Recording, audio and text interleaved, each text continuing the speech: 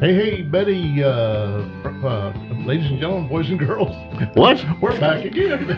Are you sure you are? Me and Jerry are back. Easy for you to say. Yeah, you Well, just. that first word got hung up on my lips there. You need to trim your mustache. You got stuck in there. You got caught in The spit guard. spit guard. Mel likes to kiss the spit guard. We keep a respectable distance. Mel has his mouth all over his up there. Yeah, So that can be his forever. Tell him what he's bringing home to you when he goes to smooching on you.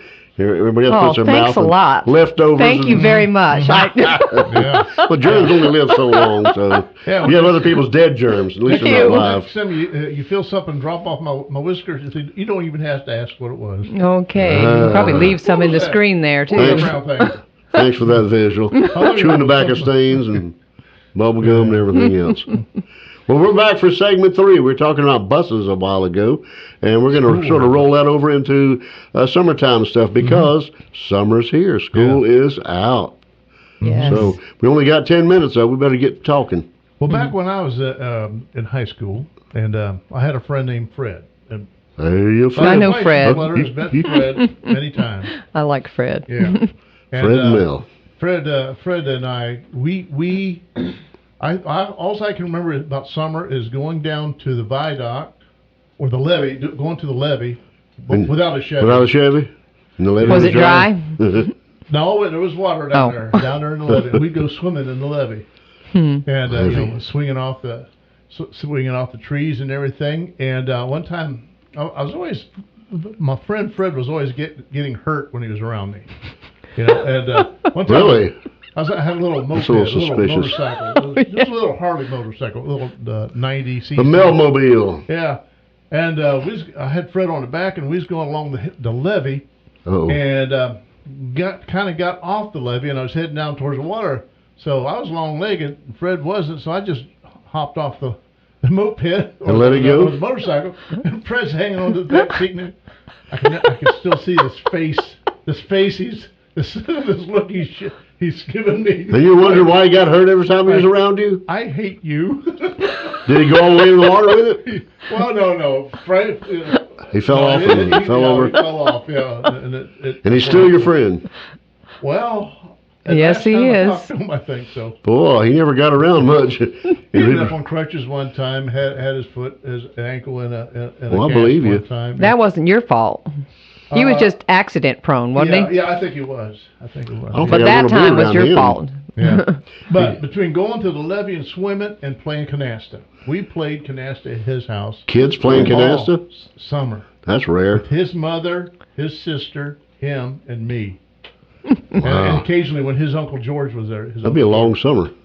Yeah. Playing canasta. That's a long game. You don't just jump in that Yeah. one. I never played that before.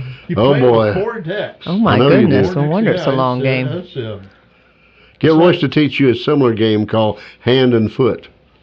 Hand and foot? It's very similar to canasta, but a whole lot more fun. We used to play that a lot. It takes 4 decks. But anyway, summertime. What'd you do for the summer? Well, let's see. It meant that my brother and I were available more to work in the Grove in the nursery with fun. my dad. Oh. I remember. Well, no, not really. The picking part was over. What we did in the summertime was hoe weeds and pull weeds, work the nursery, crawl on our hands and knees, putting out fertilizer.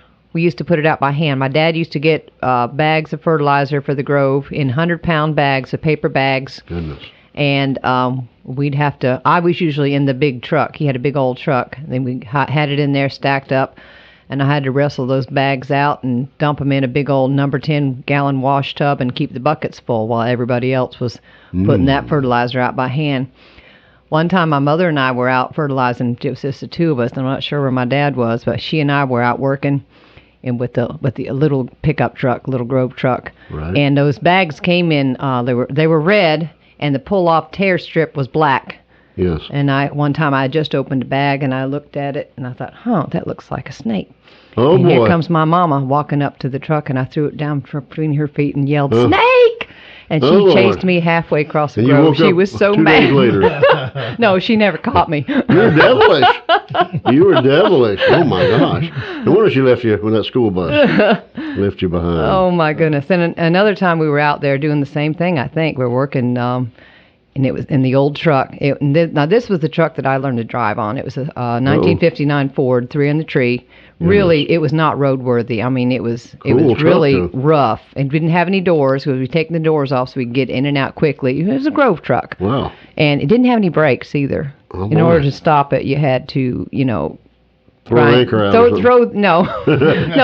the clutch in. Let the clutch out just stall on you.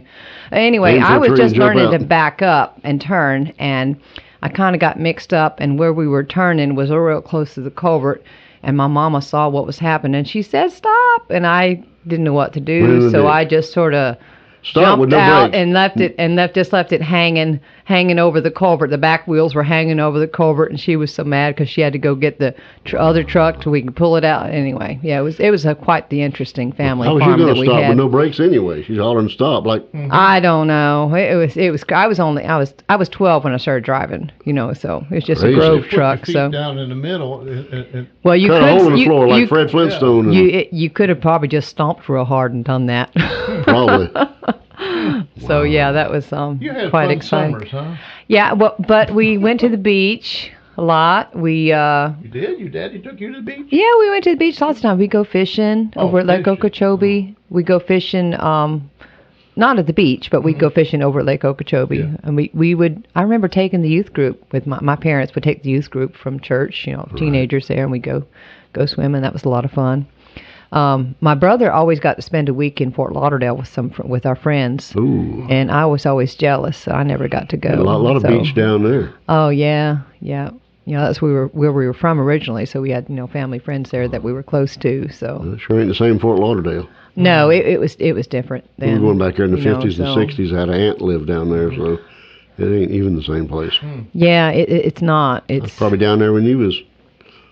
Well, let's see. I was born there in 1969. I was going there till probably the early 70s. Yeah. So we lived there until 1978. 78 was when we moved to Arcadia. This is in a community called Plantation. We were in Pompano Beach. Pompano Beach. Mm-hmm. Okay. Yeah, I still remember my address, 4431 Northwest 59th Court. Wow, that's a lot. Have you Googled it? Yes, I have. It looks a lot the same. I mean, the front yard looks the same. There's that big old tree that we had before. We could never climb that tree, but there was other trees in the neighborhood that we could climb. I remember going down the street and spending time with my friend, and their tree was such that you could climb on the roof of the house if you wanted to. I was always scared to do that, but my other friends did, and they were jumping off, and they got in trouble, so I didn't. So. Now, your dad was a salesman over there, but he was also a citrus guy over there in his backyard, right? That's right. That's what he told me. Yeah, they bought the property where my parents live now in 72, and he would he'd have like a little nursery back there where he'd bud his own trees. In his backyard? In the backyard in Fort Lauderdale. And then we would go over every weekend to our property in Arcadia. It was really a whole lot of work for my mother because we would camp out there in a little trailer on the property. And it was fun for us kids, but it was a lot of work for my mother. Yeah. And they poured the slab for the house that my parents live in now in 1974. And then they didn't move in until 1978. And over the weekends, between those years, between 74 and 78, they were working on the house and the Grove on the weekends. So it was... That's a lot. My parents were ambitious, hard workers. Apparently, yeah. Then came the freezes. Then came the freezes in the 80s, so... Very cool. Yeah. Yeah, that was a rough time, too. I'm glad I didn't grow up with you. We were glad. We were thankful for my mother's job as a bus driver, bringing it back to the bus driving thing, so... Yeah. Yeah, I'm glad I played canasta during the summer.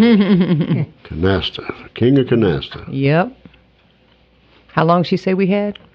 We got less than a minute now. Okay. So you're gonna take us out of here? I guess so. Yeah, this is 1480 WFLN. This is just the third segment, though. Yeah. And we're gonna come back with the if bomb. Here we are. All right. About 30 seconds. Oh, 30 seconds? What? Oh, we got to keep talking then. Summer is underway. Y'all be careful out there. Where I'm sitting, I don't see the signal, so. Yeah, I have to keep an eye on it. Normally I can see better from over there if I'm having to use my peripheral vision. Anyway, we only got a couple seconds, so we'll see you. Bye. Yeah.